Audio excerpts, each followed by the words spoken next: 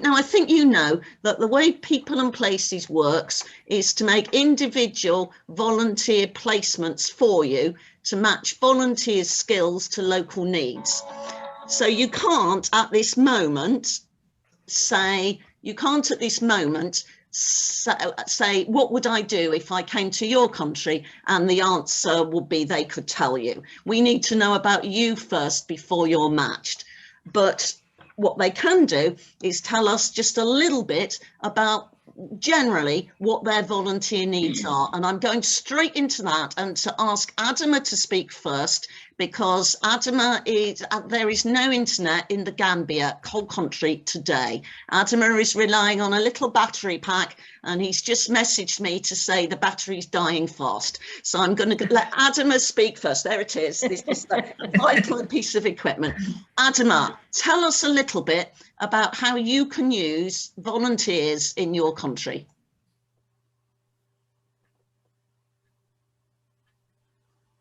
Hello, are you hearing me? Yep. Okay. I mean, we have 3 different programs that one can volunteer on. One is we have a nursery school and what we call the basic school, which is more like a primary school. And it's run incidentally by my wife, and it's called Mary's Little Lambs. You can volunteer not to teach, but to provide skills to the teachers and to help them, in some cases, write content or write curriculum or write whatever is out there. I mean, she worked not long ago with another volunteer who helped in developing, for example, the curriculum, the early childhood curriculum of the Gambia. She is not just teaching here, but she is also a trainer for the country. And she also helps in developing books, curriculum, and all the rest of it. So if you don't want to volunteer directly with the school, there are other opportunities working with her on a bigger country level. The other one is called the Association of Small-Scale Enterprises in Tourism, ASAD. Unfortunately, ASAD has no office at the moment because of the COVID. It's a big association, and because there is no tourism happening, there is no payment for the staff because no one is contributing towards that. Their businesses are closed, so they had to close down their offices. But having said that, I know the small businesses around ASAD. If you would like to work on a particular skill like bookkeeping or whatever that you want to do with a small business, we can arrange it with 1 or 2 of the smaller business that work with ASAD. Now, the last one is the Institute of Travel and Tourism, which I am the chairman of. We work mainly in travel and tourism subjects. If you're interested in the subject areas, that can easily be sent to you. But we have discovered that our numbers are going down, very much down in terms of students, mainly because, again, there is no tourism happening, so parents are not very keen in sending their children or sponsors to learn about tourism because eventually they feel they may not be employed. So we are getting very small numbers. But we have turned the whole thing around. We are also now working on skills development related to tourism. For example, we are training women on cookery, on pastry, on developing, putting local value on the local products like local foods. We call it food processing locally. And also we are also working on developing an arts, performing arts program, because a lot of the performing arts that's done in hotels here is done by foreign from around the sub-region. And we want to help local artists to actually be able to perform for tourists in the different areas like dance, music, and all that. We are looking into that, and we are developing the curriculum right now with the National Curriculum Office here in the Gambia. We are also looking at developing other skills like business skills. That's what we are working with Sally right now. So again, because we are starting to do that, we are developing the curriculum that goes around business skills, so that those who want to be entrepreneurs or want to run their businesses properly can come to the school. That has given us a big chance, because now we have got sponsorship for over 80 students, apart from the ones that few that are paid by both government and an NGO, for us to be training women and youth, young people, in terms of skill development. Highlight of that program is we are developing this No Woman Left Behind project, which is mainly training women, vulnerable women, we call it, quote and unquote, on vulnerable. We're training them mainly to do home management, cookery, pastry, and that is becoming very popular, especially in terms of adding value on local food, preservation, making jam from mango, making jam from the local fruits that we have. This is becoming very popular, and the government has given us the green light that if we further develop this and have machines for it, that the women can use, then they can continue sponsoring such a program. Okay, I'm going to stop you there, Adma. No, I'm going to stop you there if you don't mind, so that everybody gets a chance to speak, and hopefully your battery will still be there when we get to asking questions at the end. Yes, Sonia, we didn't speak to you in the main meeting. Sonia and Karima are both here from Education for All in Morocco. So Sonia, would you like to tell us something about volunteer needs for Education for All? Yeah, well, hi everyone. It's lovely to be here. Hi, Karima.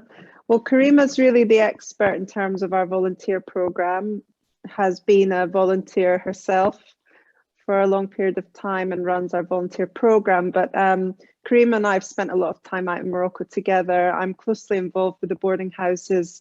I'm actually EFA's fundraiser. I do all the communications as well for EFA. And that requires me to be very closely in touch with the house mothers, also the girls. And I spend some time out in Morocco. So I've lived in the houses and I've met many of the volunteers. So I guess I can just share in addition to Karima. But what I see is really helpful at the houses. Well, there's kind of two areas, the supporting the girls and the supporting the house mothers. So we have 6 boarding houses and we have a capacity of up to 250 girls. There's approximately between 30 and 50 girls in a boarding house. So I guess a volunteer could be in a smaller boarding house or one of the bigger ones. There's also 2 age groups, 12 to 16 and 16 to 18. So there's also the opportunity to be with the younger girls or the older girls. I'd say in terms of the girls, they love to have people around. It's probably their first experience with someone from outside of maybe not just Morocco, but maybe outside their village, especially for the younger girls. So it's a real eye-opener for them to meet a woman from another culture, to see the independence of a woman working, giving back to another country. All of these things are really inspiring to them. And they need traditional support in terms of their studies. Some of them have exams and quite regular exams through the year. I'd say the younger girls, and Karima, tell me if I'm right here, I think the younger girls need more support with French. The older girls also with French, but they're a lot more curious now about English. It seems that Morocco might be moving even into English becoming their second language, whereas traditionally it's always been French. English is the kind of international language now. So I think Morocco's catching on to that. The girls are very interested in learning English. So for obviously people in places, volunteers have always been English speakers, and I think this is becoming more and more relevant now. However, French, of course, is still required for them through school. But just as an example, we have a scholarship program set up with a British accredited institution. They're in Casablanca. They're connected to the University of Swansea, I think, in Wales. No, Cardiff, sorry, Cardiff. So they're studying British degrees and they do it all in English. So it's just an example to you all, especially for the older girls. English is a really key language. And for the house mothers, I'll probably let Karima say more about the house mothers, because Karima has volunteered in the houses many years ago and knows exactly what the house mothers need. So I'll hand over to you, Karima, maybe for that and anything else. Yeah, thank you, Sonia. Yes, so we are focused on education in the boarding houses. So each boarding houses is run by one house mother who is in charge of the house and all the girls. So you understand that we started e-volunteering since the pandemic started, but we will definitely keep the e-volunteering even if we can welcome volunteers in the houses. So the volunteers work mainly with the girls and mainly in the language. So we have many English volunteers who work on English with the girls, but they can also work with the house mothers who are really interested in improving their English language. Yeah, we can also. The volunteers are really a model to the girls. The girls are always curious to know about how is life outside Morocco. They like to share their cultures, and they like to know more about the other cultures. So the volunteers make really a difference to this girl's life. And since the pandemic, it's difficult for them because they are used to have someone with them living in the houses with them. The volunteers usually really share their life with the house and the girls. Well, so it's mainly teaching foreign language, but also doing other activities and sharing life experience. Okay, thank you very much, Karima. And one of our volunteers did help the girls with their oral exams for the school in Casablanca, which Sonia mentioned. So the last 2 weeks of her placement were focused on helping them practice, so they got their places at that school. Kate, let's go to you next, but just a couple of minutes, please, if I could ask, so that the volunteers get a chance to say something. Absolutely. About your volunteer needs, right? Yeah, so I think at the moment, you know, we're also finding our way with the e-volunteering, and have had and continue to have support years after their placements from some of the people and places volunteers. We've had HR support and design support and teaching support, and it really has been an amazing partnership. I think for us, as we see what's happening with the e-volunteering, obviously we will hopefully start to open up to volunteers on our campuses sooner than later. But we're seeing with the e-volunteer, we have an interesting setup, which it probably is the same in most places, where our facilitators and our staff come through the same system that we're trying to work towards changing. And so we always feel like we have a parallel, sort of two parallels of beneficiaries. Yes, we have our students that come through, but our staff is also requiring quite a lot of training. Also, to be more confident in English is a big thing, because all our programs are delivered in English. Management skills as youngsters start to become leaders. We have some young, they were our students, then they're a facilitator, and now they're running campuses a couple of years later. And so there's management skills. Those are the sort of things that we sort of see our staff needing.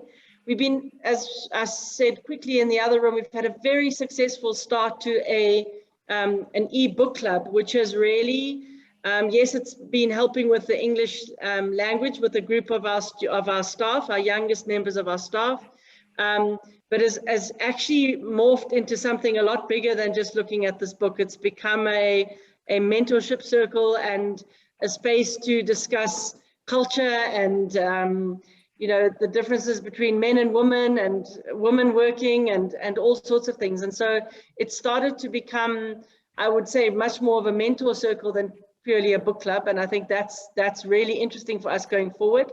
I think, and Chris at the moment has just joined us and he's starting to work. We have a facilitator academy, which is creating the young people who will become our facilitators. When people start to work with us, we support staff and encourage them to go and study. And so we have a lot of staff studying at university while they're working with us. And once they graduate, we have quite a few graduating at the end of this year and next year. And I feel we will lose them into the local schools, which we're not sad about, because then we'll still have all our team working, but in more places. And so we are starting to look at we have to completely continue to create new facilitators. So working with a facilitator academy in teaching skills, management skills, time management skills, planning, all those sort of things are, I think, what Chris is going to be covering. The book clubs are interesting for us. And yeah, and in our other, if there's specific skills in both hospitality, or we have a conservation academy and an IT academy, those can all be, you know, sort of a set, the set time gives us an idea to, you know, create a curriculum or what will be covered in that time. And they're able to, these are all young adults, so their ages are from probably 19 through to 30, I would say, the young people you'd be working with, and our facilitators are pretty much the same age. So mostly train the trainer for now, but our adult students are definitely an opportunity to work with. Thank you, Kate. And Michael, volunteer needs at TREC. Thank you, Diane, and hello, everyone. Yes, well, a little bit about TREC, because I didn't speak earlier. I was very polite. So TREC Community Centre is about 4 kilometres outside of Simriup, which is normally a thriving tourism centre linked very closely to Angkor Wat in northwestern Cambodia. And you can imagine the devastation that COVID has had on our communities. Under normal times, TREC is a charity school with about 500 young people coming every day, aged from 4 years old to 20-ish. We have kindergarten, we have English classes, we have general studies, and interesting to hear, who was it now? Karen speaking before about gardening. We have a gardener. I'm particularly interested in that allotment thing that she was talking about. At the minute, we've been we've done extremely well with our head, who I know that Diana's worked a lot with, and unfortunately Dara can't be with us tonight, with e-volunteering and generally with developing online classes, because none of our children really have been to school apart from the briefest period of a few weeks since last March. And now we're so pleased that up to about 150 students through one way or another are managing to access the online classes out of the 500, which is pretty amazing. So a lot of it is built around English, because English is, and I was also very interested to hear about this swing that's possibly happening from French to English, because of course that's exactly what happened in Cambodia. It was a French colony, and now English is the second language. So there's a lot of stuff done at school around English, but also one of the things that Dara has really been keen to do is to develop our students as global citizens, and that's one of the real benefits that we've found of the e-volunteer program. We've had 3 full-time e-volunteers this year, and many people making videos for us and doing short inputs such as Jane with the work that she did on helping them to write PowerPoints and things like that. And this continuing this connection with overseas cultures and has been really important, I think, through the online classes. And as an old Luddite, really, from Yorkshire, who, you know, never thought this would work, we've had some stunning results. I would say largely they've been, well, the bulk of them have tended to work with our staff. So we've had Paul, who's in the volunteer room. He's a retired head, and he was the first e-volunteer we had working with our head on whole school management, whole school development, curriculum planning. Amazing things that we managed to do online. It seemed to be, you know, as successful almost as his being there. He had an advantage, of course, in that he'd visited on holiday, and I think it makes a difference if you have a physical feeling for the place. But I asked Dara, the head, yesterday, so any new things I should be talking about, Dara? I get a list like this. You know that, you know, Diane, what that boy's like. Helping, and again, who was it that said they were not a teacher? I think it was Dawn. Dawn said, I'm not a teacher, and I'm a bit, we hear that so many times. And we've had a few people that are not teachers, but through the e-volunteering, working with the staff and helping to look at programs with the staff, it's worked extremely well. In fact, of the volunteers we've had, I think about 70% of them were not teachers this year on the e-volunteering program. So we need,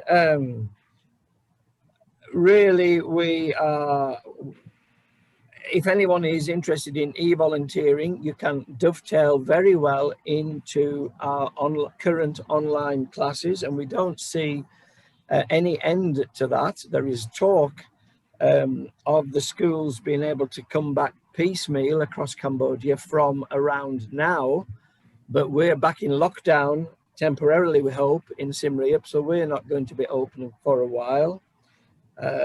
We do English, we do environmental work, we are interested in people with skills in health and nutrition, in basic science, arts and crafts, geography, storytelling. We've got someone at the minute working with students making items from recycled products, and then not only doing that, they make little mini videos which they then bring and show online. We've had a really successful PowerPoint training from a lady who was adamant she couldn't possibly teach, wasn't it, Diane? And she produced us the material, and Diane said, oh, well, I'll teach that. And I think it was yesterday, we had 4 presentations from our staff who'd never seen PowerPoint before and who blew us away. They blew us away in what they learned online. Like everybody else, we're itching for when you can come back and visit us. At the minute, it's not on for Cambodia, but we're hoping, and the signs are there in the government, that they really want to try and move things by the end of the year. So we're hoping that the entry restrictions into Cambodia will be lifted, because they are, at the minute, whilst it's not impossible to come here, it's certainly not a place you would choose to come and pay. Extremely expensive, and quarantine and all the rest of it. But there are some little shoots showing, and I'm hoping that maybe by the end of this year we should have a bit of a clearer picture about 2022. Okay, can I stop you, Michael, so that the volunteers get a chance to speak? But the 3 volunteers that Michael has had this year, one, as he mentioned, was a retired head teacher. One is a retired GP who did work on the healthcare side, and one is an engineer. So when they say they can place people with a variety of different skills. We've proved that works online as well. Okay, so Linda, you've been matched to the project in the Gambia, and unfortunately it does look as though Adam's battery has gone because he's disappeared.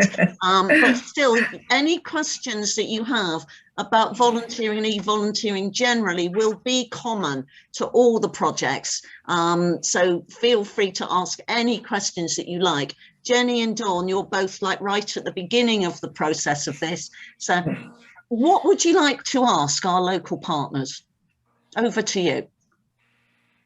I think the first thing is, like the previous speaker said, a lot of us don't have any teaching experience, but it seems like it doesn't matter quite so much, because that was my biggest concern.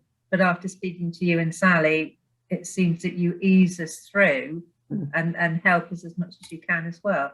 So that kind of, like I think I said to you, it's way out of my comfort zone, but you know, with your help we'll be fine. I think most of the things that Kate mentioned were not direct. For an example, with Good Work Foundation, it was not directly, not teachers, a lot more things around it, wasn't it? Yeah. And that's what we're all trying to do. Many of, certainly with us, we have this core curriculum, but the staff are really wanting to develop around that. And that's where we need people who don't necessarily have got teaching skills. So, yeah. Yeah, same for us. Same for education for all. We don't only work with teachers. Many people with different skills can do many things for the girls. With the girls and the house mothers in Morocco, the main aim is to improve conversational English. And we can all sit around and have a chat with people in English. I was involved in the starting of this project with the house mothers when we met as a group during summer 2020. 6 house mothers, 5 of us, I think, every Friday afternoon. And I promise you, it was just a load of women meeting to have a coffee and have a chat together. That was all it was. Anybody can help on that side of things really successfully. I think also when there is the possibility to live in the houses, it's just such a beautiful time to be with Moroccan women, and this is just not possible as a tourist in Morocco. So you really get an insider's view into life as a woman, the sisterhood of the women. That's something that I find very special. You know, there's lots of, like you said, Dan, chatting, hearing about their culture. What is it like to be a woman, really? Getting information that you just wouldn't get out in Morocco usually. Also the strength of the women, the beauty of the culture, how cooperative the culture is in the High Atlas.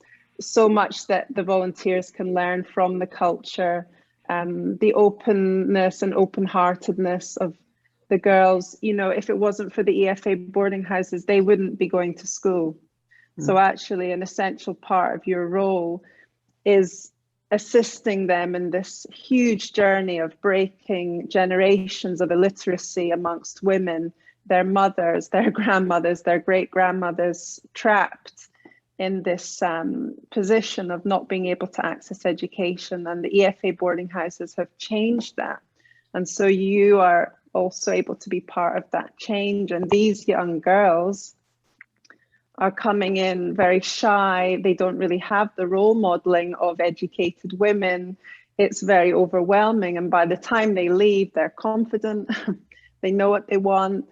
They can speak probably 4 languages. If they're speaking English with you, then they speak 3 languages before that too. So yeah, just to also share a bit the poignance of what kind of journey they're on.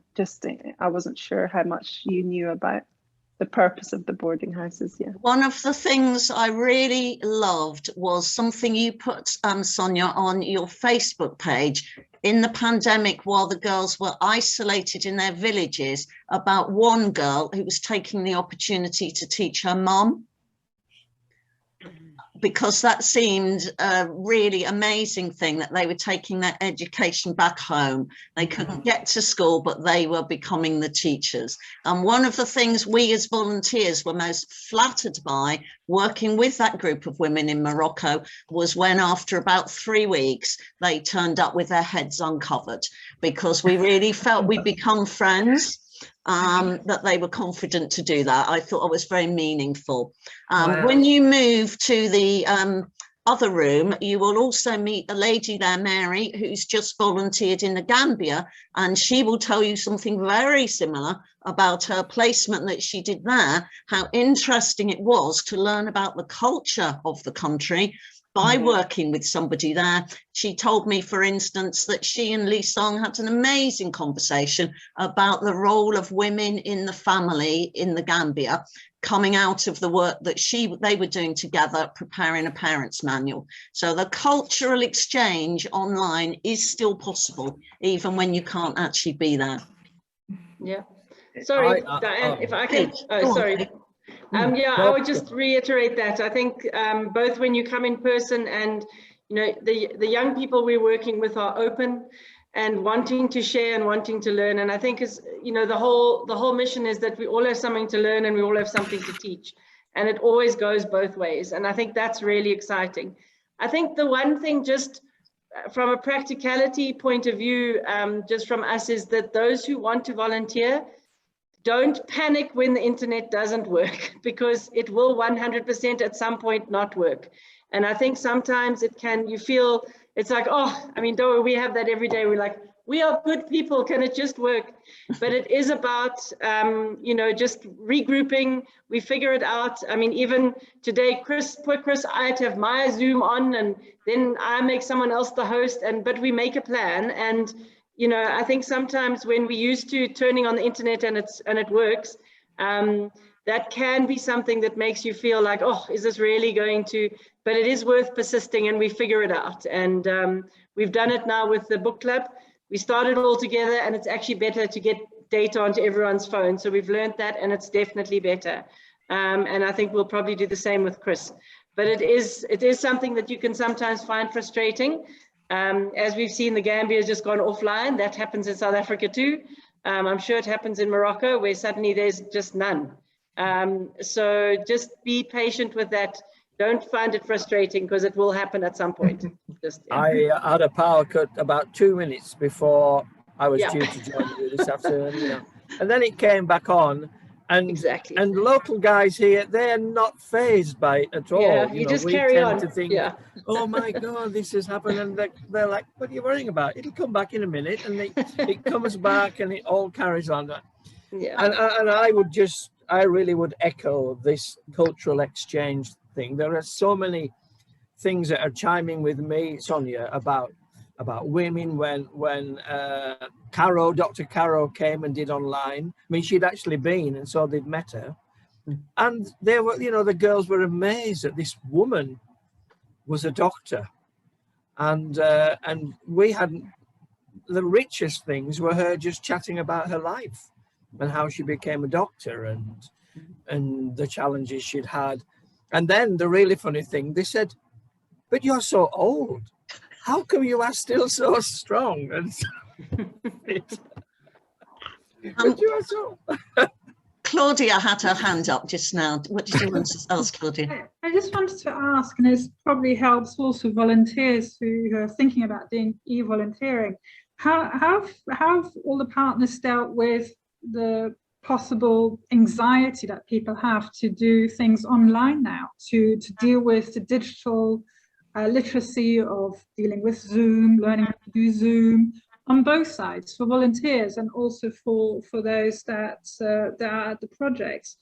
You know, Kate you also talked already about bad connectivity, and I'm sure people get quite nervous about that. And that's me also having taught online for a whole year, and it frazzled my brain after a year of it, and wouldn't like to go back to it. But I just wondered, for somebody who actually chooses to do this, what advice do you give to volunteers? How did you overcome some of those initial challenges to go online? I'll be very brief, and then in the matching process, you know, with people and places, it usually comes out before the volunteer, and we've designed the program. Another layer on top of what we usually have is this IT savviness and the comfort of it. And we've had people who really didn't want to make videos, but they could do this, or they were quite happy to make videos, but they didn't want to do that. So we've tended to tailor. From us, we've managed quite well to tailor things around what people felt comfortable with. The other side of the coin, the kids here, they have no problem with the internet. I mean, kids anywhere, it's just what you're fussing about, old man, you know, get on with it. So I'm done. That's my contribution for it.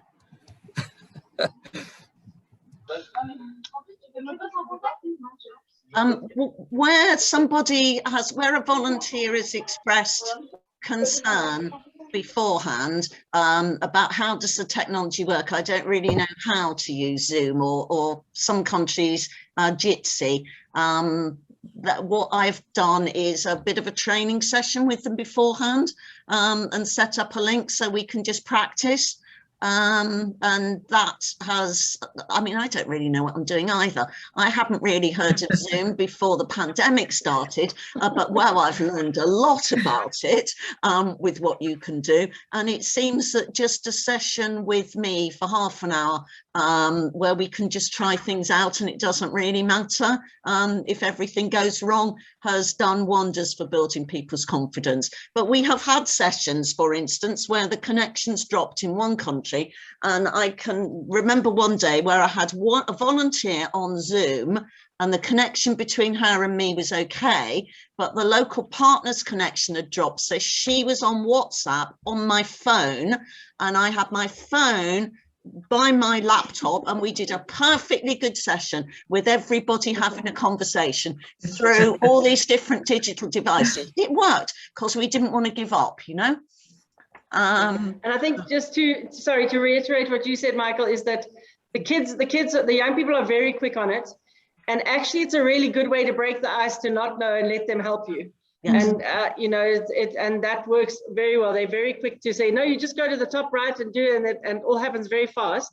And I think interestingly that's some of the training that this e-volunteering is giving these young people, because I think this is going to be with us forever now. We're going to go back to a blended space, but you know, I think you're giving them comfort. Yes, the content that we'll be delivering is one thing. The exchange is another, but then also just being comfortable having meetings with people is really setting, you know, these young people for a future that they're going to have. So I think that's really good. Yeah, it's a really good point. Yeah. I like it.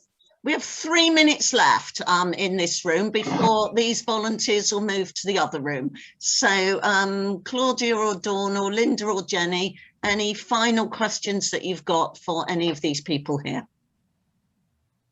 I'd like to know. I just want to say thank you. It's really insightful to hear what's going on. Thank you. I just want to add something. I just want to say that regarding the e-volunteering, the house mothers are really trained with computers, so they know how to use it. And when you have any problem, they are always here to help. And I also help. I do the IT support also for the volunteers and the houses. So usually we always find a solution. Okay. It hasn't really been a problem, Claudia. It's never really been a problem. It sounds really impressive. It sounds it's brilliant. And Sonia has just put a really useful article on the chat if you want to look, and I've just copied that link about free online Zoom training webinars. I've just copied that link if anybody else wants to have a look at that, but I certainly shall to see how that might work. Thanks, Sonia. Yeah, no problem. Yeah, there's lots of free support out there. So you know, everyone's using Zoom for the first time. Actually, I'm not. This is not a brag, but I've been using Zoom for 8 years.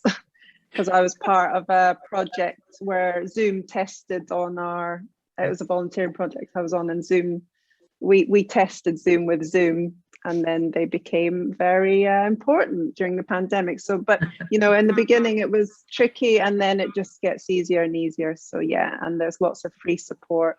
Of course, companies like Zoom want people to feel comfortable using them, and also just to say, you know, Karima, yes, she supports the IT in all the houses because she has also an IT background, and we just installed lots of new computers in the houses because we had lots of secondhand ones that stopped working. And so, you know, we have internet connection in the houses, we have good computers. We also fundraised for devices during the pandemic because the girls were back in their villages. So now also the girls, they might have a tablet that they can use. So yeah, we're quite well set up, and Morocco actually has really good telecommunications. It's the best internet I've used when I've been traveling. So. And I just think I'm overawed by the fact that we can do meetings such as this. I'm just looking along this line. Katie speaking to us from South Africa. Claudia, where are you? Oh, I'm in the Middle East. I'm in Oman now. Yeah. I moved here during the pandemic a year ago. Something I do not recommend doing. So we've got South Africa, UK, Middle East, Nepal, France, Cambodia, and I'm not sure where you are, Sonia. Are you in Sweden? Sweden. How astonishing is that with what we can It's achieve? incredible, isn't it? And it's worth any little hassle that there is, because at the start of the meeting we also had the Gambia represented here. Yeah. So that's amazing. Nearly as many countries as we've got people. So I would like to say thank you to this group of volunteers, local partners. If you could just stay where you are, but if Linda, Claudia, Jenny and Dawn could now leave this meeting and then click on the link for the volunteer room meeting. If you have any problems with it, feel free to go back to the main room and Sally will sort you out. Thank you so much, everyone. It's been really delightful to hear from you. Thank you. Bye. Bye. Bye. Bye. So folks, we thank you ever so much. I thought that went really well. I don't know what other people think, but I did think that went really well. The idea should be that we now have, I think it should be 3 more joining us, unless this one volunteer has been able to connect, but that we kind of repeat that process. So I know it's a bit repetitive for you, but Linda's back. Hi, Linda. Are you back? No, you've come back into the local partner room. It's like Harry Potter. You come down the different. That's right. A volunteer room. Bye. What I think will happen. What I think will happen is when they appear in the local partner room, that will chivvy the others along to turn up here. So does anybody think we need to make any changes to the way we just did that? No, I think that's good. Marcus, what did you think? I haven't allowed you to speak because because we're not sending any volunteers. Is that good? Absolutely. No, it's really interesting just to be here, and if any of the volunteers want to be in touch at any other time, even outside me, you know to forward them to me to explain things. It is very interesting, and I know in Cambodia this issue has been there as well, of the really bad volunteering, and how I constantly say in Nepal, how people in places is the gold standard for good, proper, right volunteering, it's so interesting to be part of that, even though at the moment we can't have volunteers in Nepal with any integrity. And Sally put it so well when I said, look, we've got this problem. She said, well, we say we're responsible volunteers. If we start to send people to Nepal illegally, we're not responsible, are we? So we must stop. It's a real problem. Hopefully, Nepal's parlous tourism situation will be a blessing for us and make the government think again. What is the situation in the schools that we were supporting in Nepal, Marcus? Are they back now? As of any day now, yes, they're going to reopen for teaching. We couldn't do e-volunteering just because the internet is so bad, which I know that, but it is so bad that 90% wouldn't happen. And second, the teachers were just too frightened to go down that road. Yeah, I think maybe if we have the next in-person volunteer, if we ever allowed one, would actually part of the project would be to do Zoom training and things, so we can start a teacher platform in the schools that could then allow a mixed, blended sort of volunteering package. Because I think there's a lot to be said for volunteering. In another charity I work with, we've done some amazing work training community mobilizers, doing a teacher training program in schools. So the teacher training is online, but the community mobilizers are in the schools to help reinforce what has been done online and to sort of share feedback and all that. So I think this hybrid space, as Kate said, is probably where we'll be for a long time. And all you would need, Marcus, is if you identify one person there who would be interested in being trained, the training could be, we would be quite interested in working with one person to facilitate it, because then it can go out from there with other people doing the training, because it might be a possibility of getting e-volunteering going, because that wouldn't be illegal. No, absolutely. Even if it is, there's nothing they can do about it. No, what could they do about it? It can't be illegal because there's no visa involved, and it's a visa issue. So yeah. Oh. So we have Eileen and Barbara have arrived. Lois, was Lois in the room with you just now? The name's not ringing a bell. And they said, I think I was so panicked by the idea that I had to change rooms. There was another name, but I can't remember what it was. Lois is the lady from Canada who's joined very early in the morning. Oh yes, I think she might have actually logged off. You think she might have logged off? Maybe she went back to the main room. She was asked if she had any questions, and she sort of said, no, that's fine for now. Bye. Okay, well, I hope she might join us, Michael, because Lois is already matched to you. Lois is a nurse with particular experience in diabetes, and so she's going to do an e-volunteering placement with Trek in Cambodia to focus on its nutrition, really, isn't it, Michael? Yeah, she certainly has skills and experience in diabetes, but it's a broader acute chronic illness management that she's got as well, which is because in Cambodia there's a lot of problems with diabetes, a lot of problems with high blood pressure, all diet related. Nice white rice and not much else. So so yeah, that would be really good. We didn't really touch on that before with Caro. We were rather COVID focused when Caro was here, so it'll be nice to be able to carry on.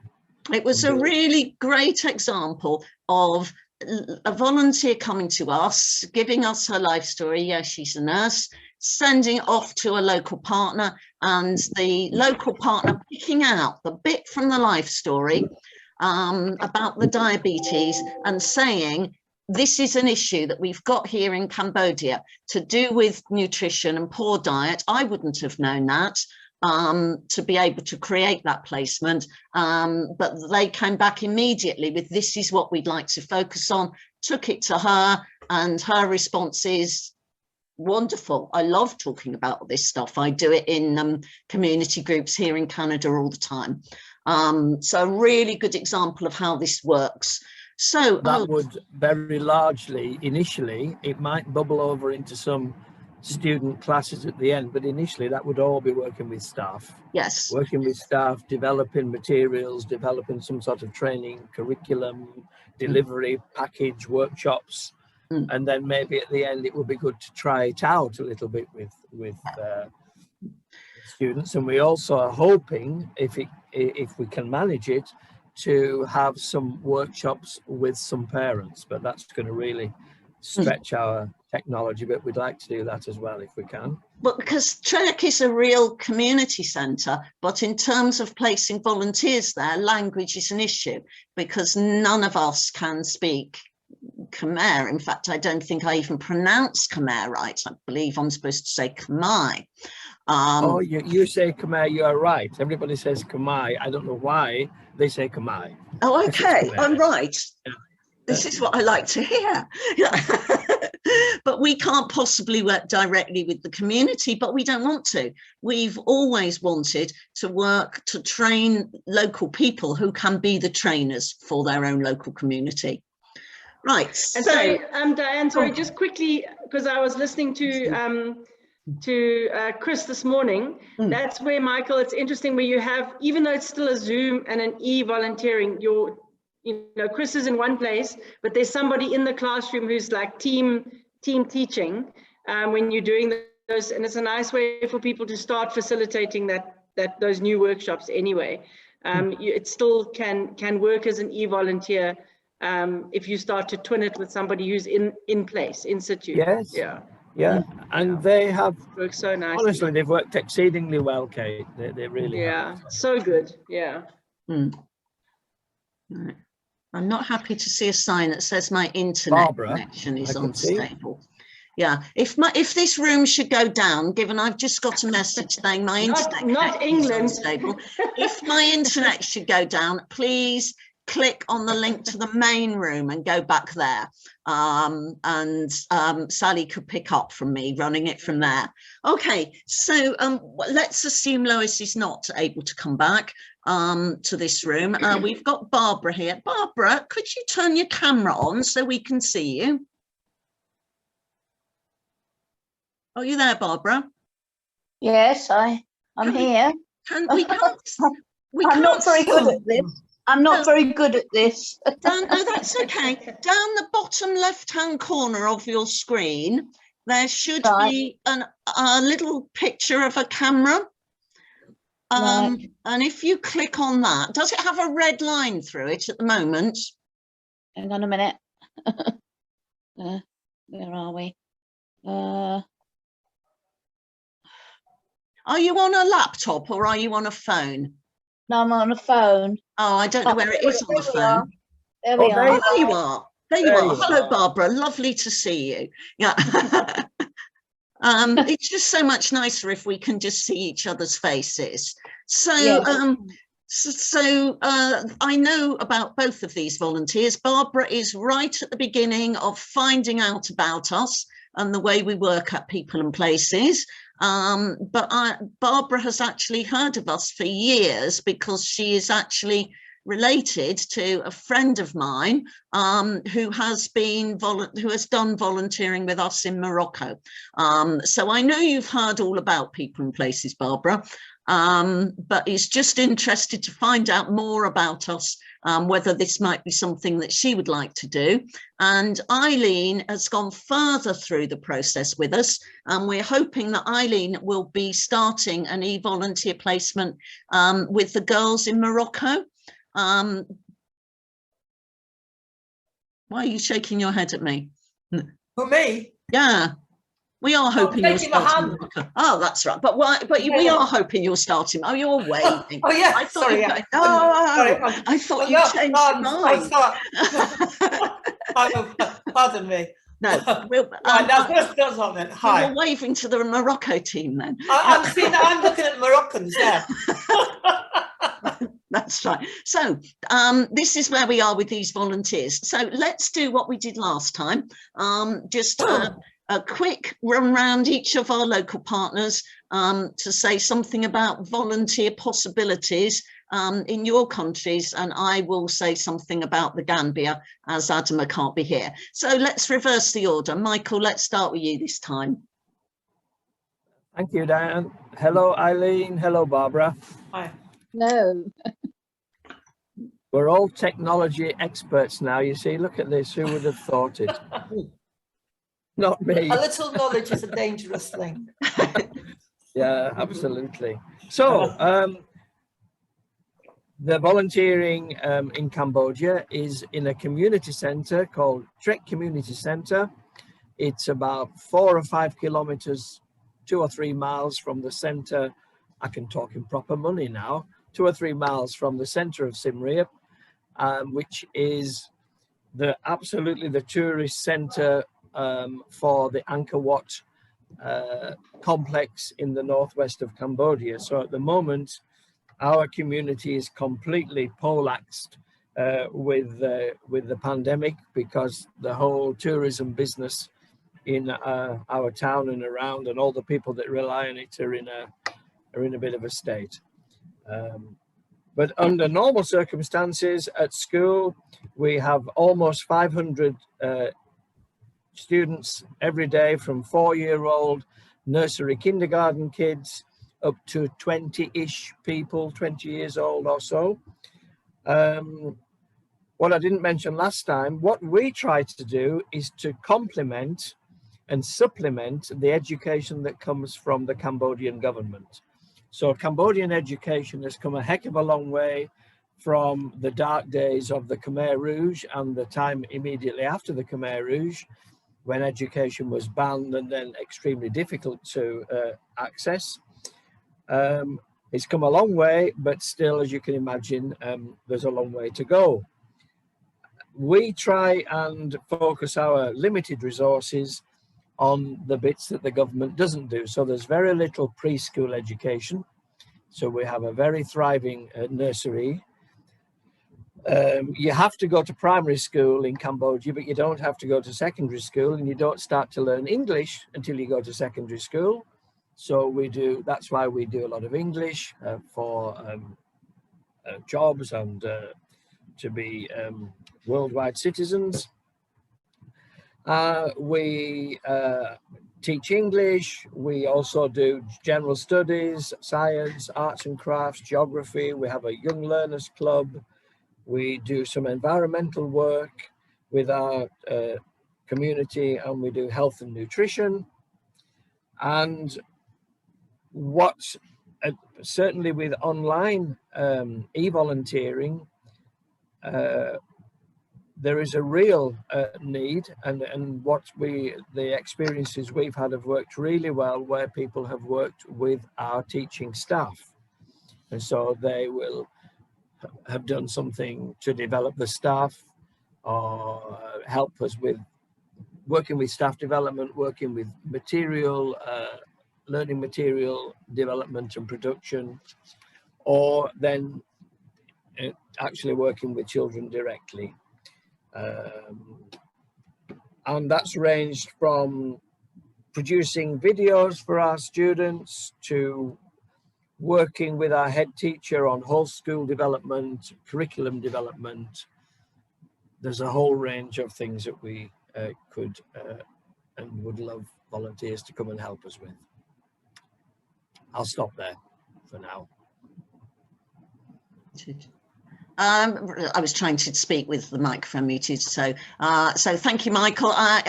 We're keeping to the reverse order, it will be you next, Kate. Would like to tell them something about Good Work Foundation and the work you do. Sure. Yeah, so Good Work Foundation has created digital campuses. We run a number of programs, both with young school learners and adults. I think for us, where the e-volunteering has, and previously volunteering through people and places has been in a number of areas, from teaching in the classroom to HR support, which we still have, to mindfulness, to yoga, to design work. In fact, some of our new logos and things were done by people and places volunteer. But I think what we've discovered with the e-learning, we've started the book clubs, which has been really, really positive and a wonderful space, and something that we definitely want to continue with.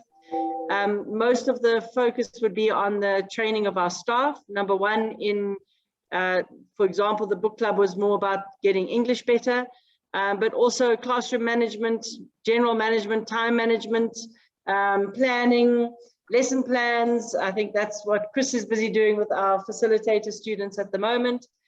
So we look predominantly at the moment at our staff, as well as our adult students, I think is where most of the focus will be.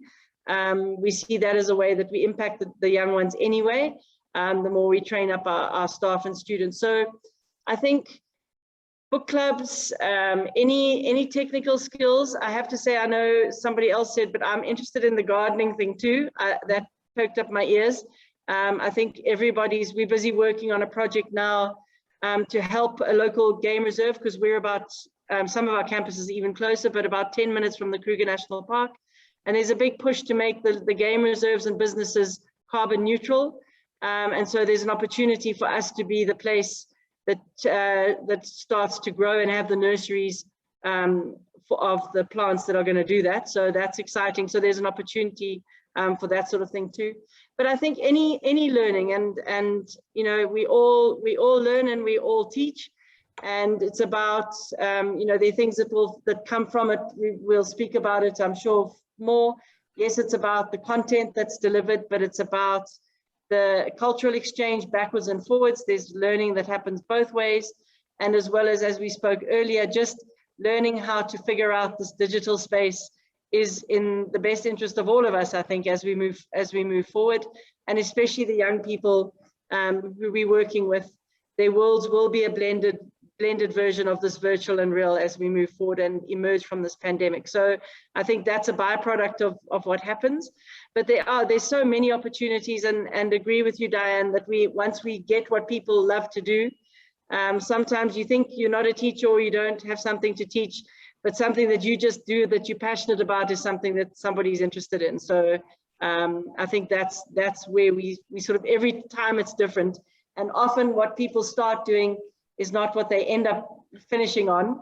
And I think it's to be open to doing that. If you come with an open heart and an open mind, only good things happen. So yeah. Okay, thank you very much, Kate. Sonia, would you like to say something for Education for All? What your volunteer needs are there, especially because you have Eileen just about to start working with the girls come, I think, probably October. Right. Oh, that's great, Eileen. Thank you so much for being part of the girls' lives. Yeah, Education for All provides boarding houses for girls from very remote rural areas of Morocco. It's actually the High Atlas Mountains, and they come from villages literally carved into the mountainside that are located very far away from the local schools, and also a commute that's virtually impossible for a girl, or that the families just do not feel that they would want their daughters to do that commute. So to provide a solution to girls being kept at home in the villages and not going to school, Education for All in 2007 started building and running beautiful, well-equipped, staffed boarding houses for girls, and did a lot of outreach in the local community with local people leading that outreach to you know, get the families into the idea that it's good to educate girls, or at least they'll be safe there and they'll get food there, and it eases the pressure of the families who live in generally quite a lot of poverty. So luckily, the first 10 families said yes, and since then, Education for All has grown from a small boarding house for 10 girls to now 6 boarding houses with a capacity of 250 girls. And all of these girls, if it wasn't for the houses, would very unlikely that any of them would be able to go to school. So as I said to the other group, the opportunity to support them, you know, with studies or just with activities that build their confidence and build their language skills. And I mentioned that English is increasingly becoming a useful language in Morocco. These girls are on a journey where they're embarking on very new territory, becoming educated. They didn't see that in their mothers or their grandmothers, so they're in a new role. So they need the academic support. Their primary school education was probably not really enough to prepare them for secondary school, so there's a lot of pushing them up to the next level that's needed, but also building their confidence. And so yeah, all kinds of skills are helpful for the girls. And as I said also before, just seeing a woman in a position where she's giving back, so like you will do, Eileen, you know, it just inspires them to see what's possible as a woman. Of course, before COVID, when women were able to live in the houses for a minimum of 3 months, again, a woman traveling, a woman being in another culture, a woman interested in their lives, you know, these are all things that are part of their experience as well. And, you know, we're not a school, but the education system is such that we feel the need to give the girls a lot more support, and also because of the kind of handicap they've had in terms of maybe going to school that was one room in a village, and maybe the teacher shows up and maybe they don't. So whatever you can give is completely appreciated. And Karima is our volunteer manager, not me. I manage the fundraising. I promise not to ask you all for money, so I will not ask you to support our crowdfunding campaign that's going on this week. But Karima did volunteer with us, and so I'll pass on to her. She lived in the houses and supported the house mother very much in her role also. So I'll let Karima share more there. Thank you. Yeah, thanks. Oh, just to say that I have actually been to Morocco, and I have actually slept up in a Berber village on the floor. Our houses are more comfortable than that, but it's good that you had that experience. Somehow we were in a courtyard sleeping on the floor, but hey, it was great, and it was memorable, and it was beautiful, and so I'm looking forward to it. And also that I did work for many years in a London college with predominantly Muslim students, first generation immigrants, and so I know some of the restrictions that girls can be put under, and the sort of demands on their time and persons. So yeah, so I'm looking forward to it, and I might come back to see Morocco again, because I didn't get to Casablanca. The plane landed there for a bit, and that was so exciting, but I didn't see Humphrey Bogart, and I'm sure he's waiting for me there. So I might come back one day. Can I just ask a question? It might be a really stupid question. So is it just women that you can have for your volunteers? No, it used to be, Michael, but Education for All came back to us at People and Places and said that the nature of the volunteers we'd sent meant that they trusted whoever we sent, because what we don't have our volunteers actually living in the boarding houses. We live in Riyadh, just up the road, and so because there wouldn't be any male volunteers sleeping there overnight, they were very comfortable with that. Sorry, I should let one of you two knowledge is, you know, you never know in this world, and somebody might be talking to me who wouldn't be a fit for us, and if I have that information, then we can share it and help each other. So I was just wondering, really. No, you are right. You are right. In the beginning, we didn't accept male, but now that we are really well known in the villages, people trust us. So now it's okay if we have male. And like Diane said, they don't live inside the house with the girl. They don't sleep in the house, so it's okay. Thank you. And one thing I would like to say about the girls at the Education for All boarding houses is I have never met teenagers so keen to work and so determined to succeed in their education. One thing we learned through the e-volunteer program was that you can only really manage 5 or 6 students at a time who would come to the lessons, although we covered more than that because different ones come different weeks. But we very quickly learned that there might be 6 girls in front of the computers and another 20 standing around the edge of the room, actually listening to the class that was going on. And some of our volunteers started sending through little homework tasks for the girls to complete, and different girls would turn up for lesson next week and they'd have done the homework. So we learned that homework was done by everybody, whether they'd actually been at the class or not, which I think you'll all agree is pretty impressive. Yeah, they are sharing all the the homeworks, and we have many girls behind the computers who are listening to the lesson. So yeah, they are really motivated and really keen to work with the volunteers. Some of the first girls I met in Morocco have now completed PhDs and master's degrees and are in work, which is wonderful. Marcus.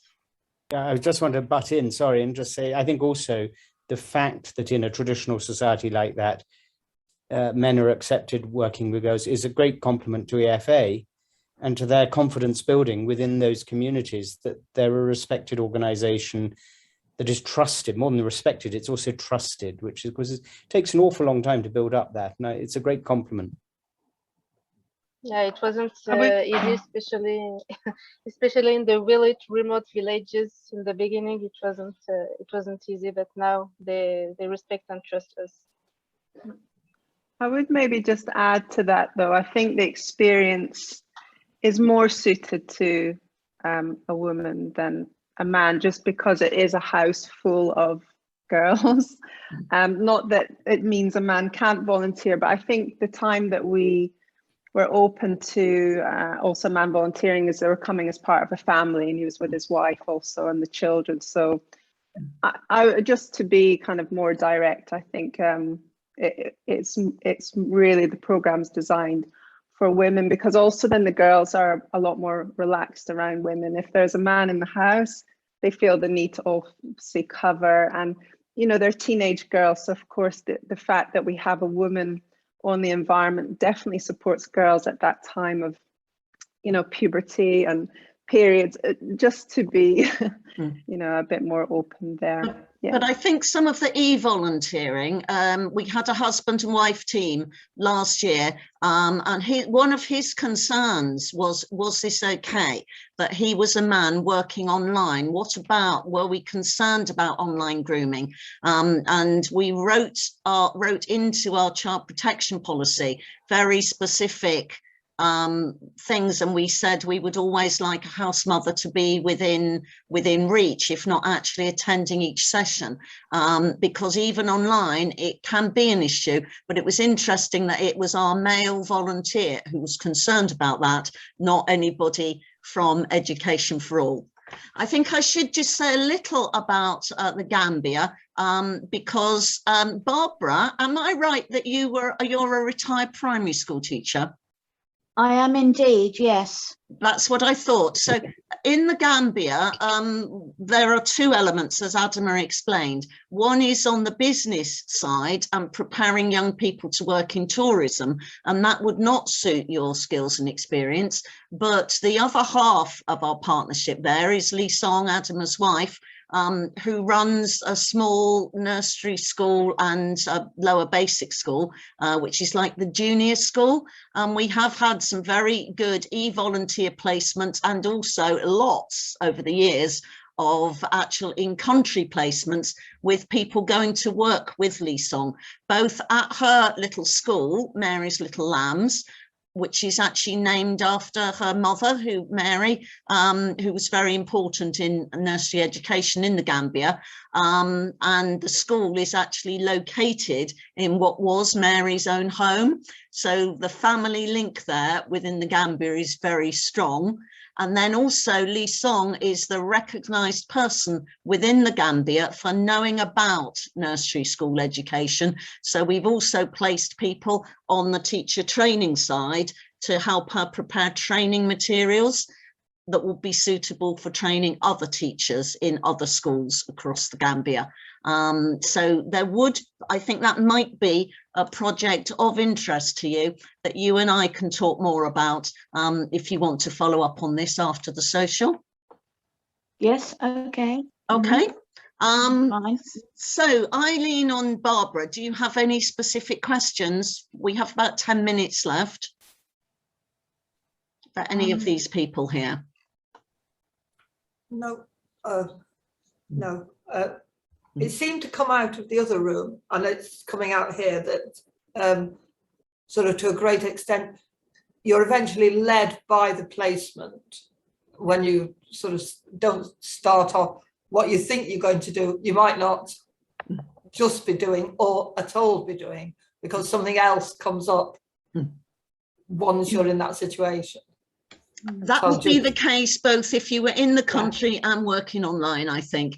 We have always said the most important attribute is flexibility. Yeah, I think, that's kind of suits me. Yeah, I think what, you know, because I know it's a 12-week placement, is sometimes to maybe only plan sort of, if you are a planner, sort of 6 weeks, because it'll take you where it needs to go. And I think that's it's exactly as you said, even when you are in person, it doesn't always end up exactly what we all thought at the beginning. And I think that takes the flexibility of the volunteers specifically. And the other thing I just spoke about, just to Barbara and Eileen, I spoke quickly in the last one, is don't panic about the data. We all come from countries that the internet is not always working. So you will definitely have those highs and lows of the internet. But there's always a plan. You know, people quickly, we pivot quickly.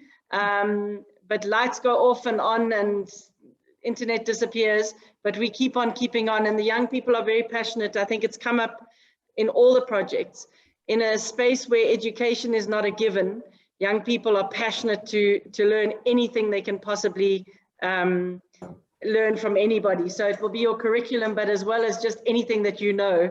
Our young people are sponges and really want to engage with the world and move their lives. And what was said from the Moroccan team too is they then go home and start teaching at home. So your impact doesn't end in the Zoom room. Know that it ripples out into the whole community. So I think that's a really nice thing to know. Thank you. Marcus. I think also that point about flexibility is not to be frightened, because you're also in a way in control of that flexibility. So, you know, if you think you're going to a school to teach something, you'll still be in that school doing something, and it'll only be with your consent that things will evolve. It's not a sort of directive thing. Oh. So, you know, it's something that's very organic and evolutionary of volunteers and the beneficiaries of the volunteers. I'm not sure what they're called, you know what I mean? The local beneficiaries working together, and things just sort of moving almost like an amoeba, you know, in whatever direction everyone feels happy and safe to go in. Yeah. I would strongly second that. I mean, you're never going to, the framework that you started with, you are very largely the one that would move that framework, because you might suddenly say, well, I didn't realize you were interested in growing courgettes. I'm the courgette growing expert of the whole of whatever. And then somebody go, courgettes, we've been planning to grow courgettes for years. And then suddenly we're off on courgettes. And like, where the hell did that come from? But so it's like that. Nobody would force you down. And then we'll say we call them baby marrows, not courgettes. And then it'll go on a whole other conversation. What do you mean courgettes? I don't know what you're talking about. Aren't they zucchinis? I was going to not forgetting zucchinis, yeah. Or eggplants. Also, Diane, we mentioned in the other group, but and this kind of reminded me, just the beauty of that cultural exchange. You know, you're curious about their culture and we'll get insights that would not come through traditional travel and tourism, especially with women in a Muslim country, for example. It's a really beautiful opening into being part of the family and the sisterhood, and then vice versa, the curiosity they will have for your way of life and how you do things and what it's like not wearing a veil maybe, and what do you eat on Christmas Day? So it is just a beautiful opportunity for friendship and that intercultural learning that's, you know, so important right now. When I started doing a lot of traveling for people and places, I had a conversation with Harold where I said, this has spoilt me for ordinary holidays, because when I go on holiday now, I just want to get into people's houses and ask them personal questions about their work and their life and everything. I can't be, I've lost the ability to be a normal tourist. And he said, why would you want to be a normal tourist? And he's absolutely right. All my traveling now needs to link in through volunteering, because it's such a satisfying way to travel, getting to know people around the world. And the person who was our local partner in Port Elizabeth in South Africa said to us, who you know, Eileen, or knew, when we were trying to assess the success of some of our placements, said, it's not all quantifiable. Don't underestimate the importance just of somebody from the other side of the world wanting to connect up with us in this country. Don't underestimate how important that is to people, and what they get just from that interest and knowing that people are interested in them. So the cultural exchange. An extension of that, just the just the side conversations that people have, and the chats that you would have with staff or with the students or something, they're the ones that our students and staff, that's the thing they're still talking about. Not what was in that list of things to go through English grammar or whatever it was, that will be absorbed. But they'll say, oh, Eileen, she has a something, and she lives in the country, and she has 3 dogs, and she can take them wherever she likes. There's something, and then that usually sparks something off. It's the stuff off the side that's really valuable. And yeah. I have to say, the first Zoom meeting that People and Places did, when the local partners were there, I was like fascinated by seeing their rooms and the offices, and like, oh God, they've got that. No, oh, that's interesting. Oh, yeah, and it's just amazing to see these people on the other side of the globe, and in their normal settings, and sort of at ease because they were in their normal settings. It was really good. I think there's another point, isn't there, Diane? And I'm sure this goes for all the local partners, that we forget is that our local representatives, so like in Tiger Mountain, when we were having volunteers, Hari, who was the sort of daily interface between the volunteers and the school, and are amazingly supportive. And I know he's always emailing former volunteers, and they're all in touch. And so there's a great sort of support structure in country to help the volunteer.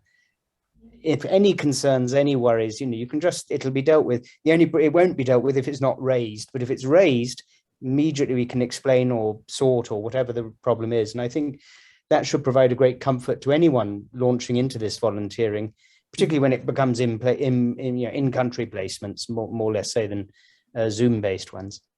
But even with the Zoom-based ones, where possible, we have been setting up WhatsApp groups with the volunteer, the local partner, me, and sometimes other people who are involved. So I get regular messages coming in, and it may be about, here's a screenshot, or it may be having problems connecting. Do you know if they're having internet difficulties this morning? The contact between us all has been much greater. Sally and I have said, when we just sent people off to countries, we kind of waved them bye-bye on the plane, and then didn't hear until they came home again. But now the support between all of us is much greater, I think, and we're all working together as a team in a very different way than we ever did before, much more on a daily basis. So we form a little group as well of a support network. So it's 2 minutes to 1 o'clock, everybody. The idea was that our social would end as close to 1 o'clock as we could, but that we would all like to finish in the main room if possible, just so we're all together for the end. So if possible, could we all leave this meeting and click back into the main meeting link that you joined at the very start of the social? But thank you all so much, everybody. I think that's been really profitable discussions. See you in the main room in a minute. Thank you.